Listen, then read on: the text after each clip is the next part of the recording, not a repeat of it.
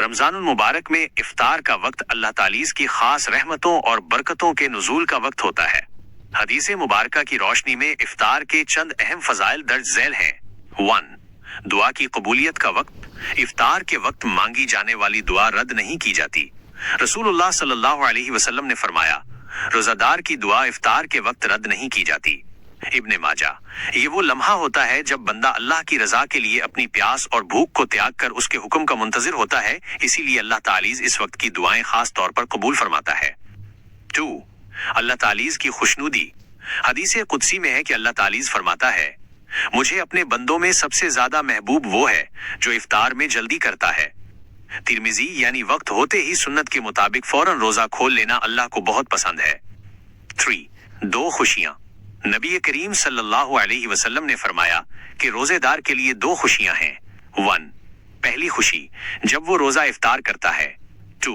दूसरी खुशी जब वो क़यामत के दिन अपने रब से मिलेगा। 4.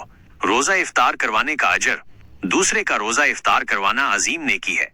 आप सल्लल्लाहु अलैहि वसल्लम ने फरमाया, जिसने किसी रोजादार का रोजा इफ्तार करवाया उसे भी उतना ही अजर मिलेगा जितना रोजा रखने वाले को, और रोजादार के अजर में कोई कमी नहीं की जाएगी।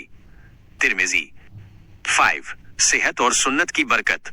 सुन्नत के मुताबिक खजूर या पानी से इफ्तार करना न सिर्फ रूहानी बरकत का बायस है बल्कि तिब्बी लिहाज से भी इंसानी जिस्म को फौरी तवानाई फराहम करता है। इफ्तार की एक मसनून दुआ। ज़हबत ज़मा वब्तल्लतिल उरूक़ वसबतल आजरू इंशाअल्लाहु। प्यास चली गई, रगें तर हो गईं और अल्लाह ने चाहा तो अज्र साबित हो गया।